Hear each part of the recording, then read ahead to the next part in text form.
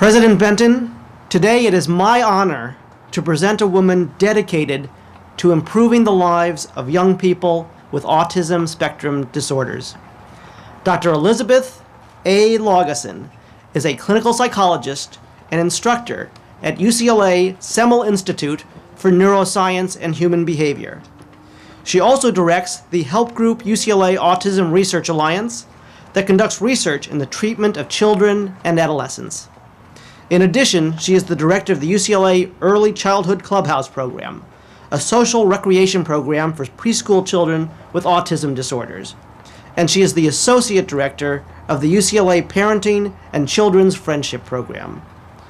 Dr. Lageson and her colleagues developed their unique program, PEERS, the Program for the Education and Enrichment of Relational Skills, which gives high-functioning teens with autism spectrum disorder the social skills to interact with their age group peers.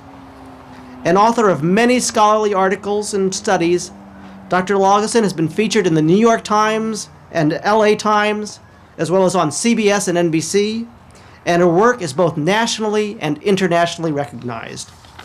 She is a recipient of the National Institutes of Health prestigious Ruth L. Kirchstein National Research Service Award. President Benton, it is truly an honor and a privilege to present Dr. Elizabeth A. Lageson, scholar, scientist, and proud member of the classes of 2000 and 2004 as the Graduate School of Education and Psychology's 2010 Distinguished Alumna.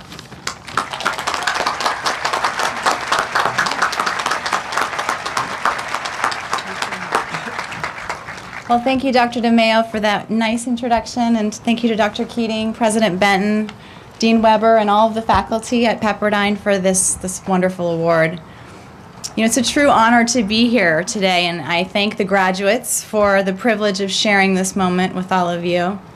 You've achieved what very few people ever have, and it's been through your hard work and your persistence and your dedication that you've made it to this day. So despite all the speeches and all the marching about, this day is really all about you. So I hope you enjoy it. All right, so I have to tell you, when I was told that I was going to receive the Distinguished Alumnus Award, my first reaction was, I thought you had to have gray hair to get that award. Okay, I did. I really thought that.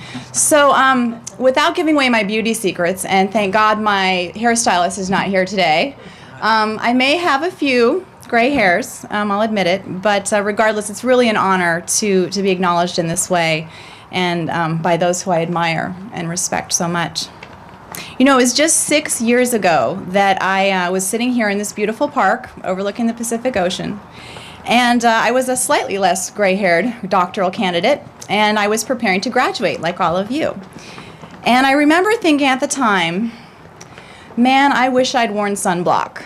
It was hot that day. I hope you all wore your sunblock. I knew I was going to get one of those awful tan lines, you know, with the cap, and I did, and it was in all my graduation photos. It was awful. So, but it looked ridiculous. It took weeks to get rid of. I hope you all wore your sunblock, truly. Anyway, that was my last graduation at Pepperdine, and it was only 4 years before that, as a master's student, that I sat in the very same spot, and I nervously waited for my name to be called. And at that time, I remember thinking a few things. Maybe you're thinking them as well. I was hoping that someone would applaud when they called my name. Okay. I was also hoping that they would pronounce my name correctly. Okay, you guys worrying about that too? Okay, and then I also hoped I wouldn't trip as I crossed the stage. All right, well, anyway, ironically, they did not actually pronounce my name correctly that day. But I still got my degree, and they pronounced it correctly today, so I think that's a step in the right direction. But seriously, really what I most of all remember on those 2 graduation days was, number one, how lucky I was to have had the opportunities that I'd been given. I felt incredibly fortunate to have been able to receive this education, and hopefully you all do too. You know, unfortunately, not everyone is as lucky as we are. Not everyone has these kinds of opportunities. So I hope that you feel like I do, that even though we may all come from very diverse backgrounds, that we're all truly blessed to be here today. The other thing that I remember thinking during those two Pepperdine graduations was how lucky I was to have my family and my friends there with me. And maybe you feel that way too. For me, it was my family that gave me the confidence and the encouragement to pursue my dreams and to find my passion. And it was with the support of my friends that made that journey a lot of fun. And many of those friends I actually met here at Pepperdine, and some of them are here today. Some of the relationships that you've developed at Pepperdine, whether it was with a fellow classmate or a mentor or a professor, are relationships that you'll remember and cherish forever. And some of them may even continue to grow as you move on into the next chapter of your lives. So speaking of new chapters, today's graduation marks a pivotal moment in your life. You know, whether you're going on to pursue another degree or you're about to begin your career, as you enter this new phase of your life, I have one particular wish for you.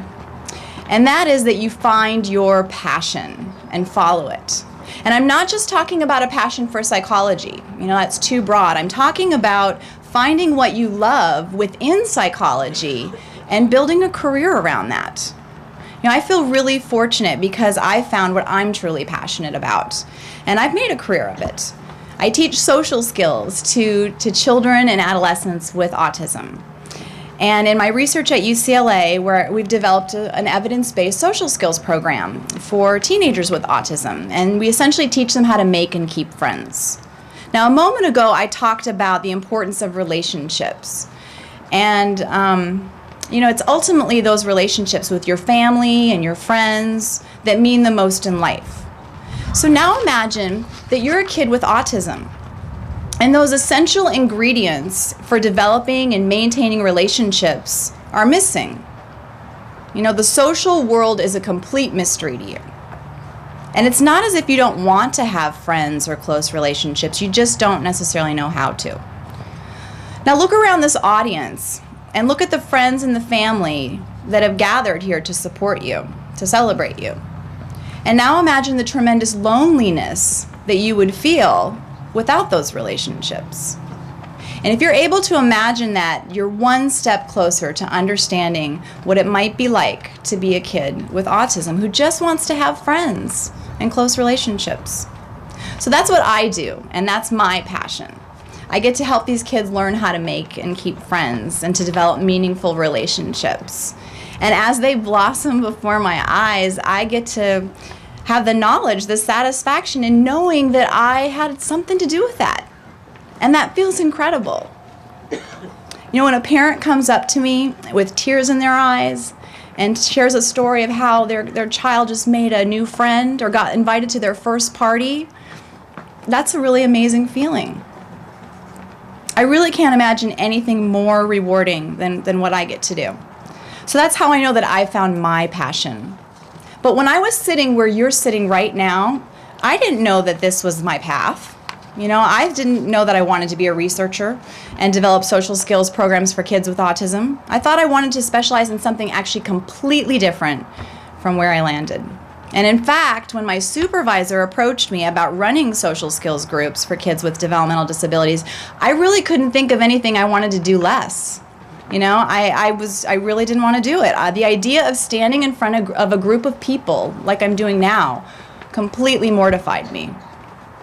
But I'd promised myself that I'd be open to new experiences. So I reluctantly ran my first social skills group, and it's been a love affair ever since. I couldn't have predicted it then when I was sitting where you are now.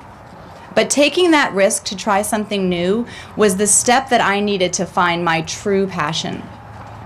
I think the lesson is that I took an opportunity that came my way, and it led me to the most rewarding and meaningful work I could ever have imagined. If what I'm saying right now resonates with you, then maybe you've already found your passion. Or maybe you're still searching for it. Either way, we're told that life is a journey, and that there's going to be lots of opportunities to evolve and grow. What I hope is that you won't miss out on these opportunities because there's risk or uncertainty.